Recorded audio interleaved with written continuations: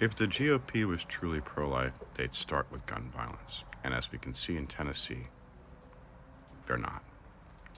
Yesterday, the Tennessee House, the one that kicked out the Tennessee Three, the two young black men, and the middle-aged white woman, and the middle-aged white woman was the one who was able to stay. Well, it's not just racism that the Tennessee legislature is handing out. It's bad ideas too.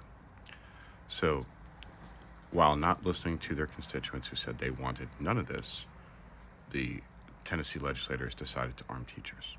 And the teachers don't have to tell the people in their neighborhood that are at the school that they're armed. So, if you look back at your history in education, think of the worst possible teacher to have a weapon and imagine that person having a gun. It's not just the people that are coming from the outside that you don't want with firearms, it's teachers too. Teachers get assaulted by children, the gun can be taken. So then you have a child who just assaulted a teacher with a gun. Gee, what could possibly go wrong? Or you could have what you had in Texas, where a principal left a firearm in a bathroom and was discovered by a third grader. These are a series of very bad decisions. I lived in a world where guns in school were not a negative thing. It's hard to fathom pre-1995. In 1954,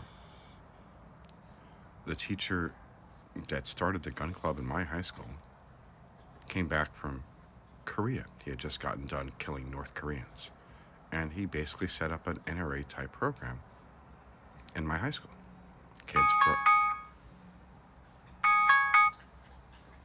Kids brought in firearms with an open breech. There was a locker for the guns in the building in the gymnasium, and it went from Mr. Grasso doing it to the gym teachers doing it. Grasso did it until the 1960s, and then gym teachers took over afterwards.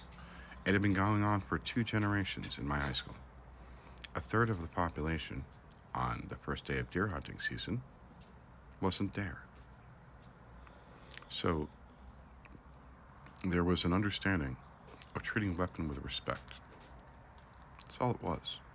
I don't advocate it, but it was something I grew up with and I didn't think anything about because I was a child.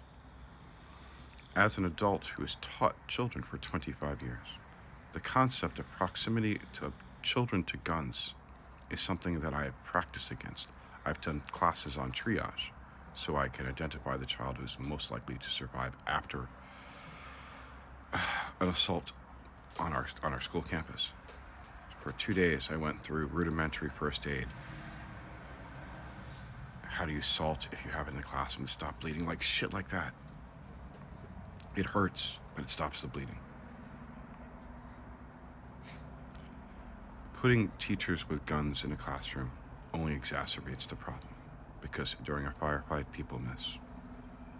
And when you miss in a classroom filled with 20 kids, you might be hitting a child.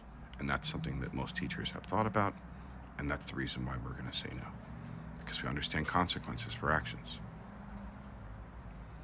Guns missing the target equals dead children or dead other teachers.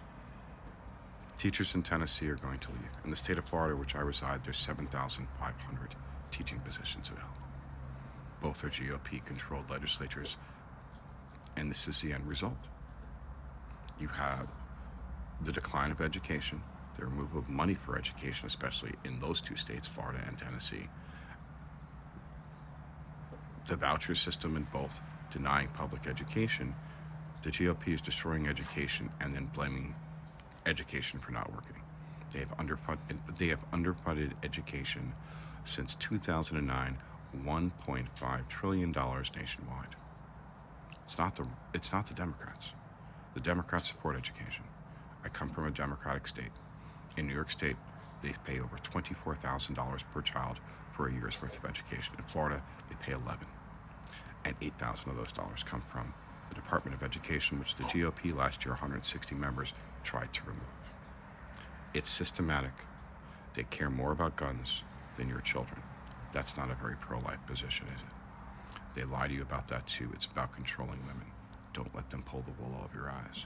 Please remember that the voting On November 11th, we'll decide the future of our country, whether women are in a handmaid's tale or whether we have our freedoms. It is time that we take our country back from these religious zealots who fail to grasp how angry the rest of us are. Vote true and vote blue. It's not the guns, it's the women.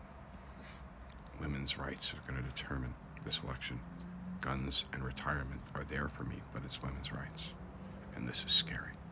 The GOP needs to be stopped.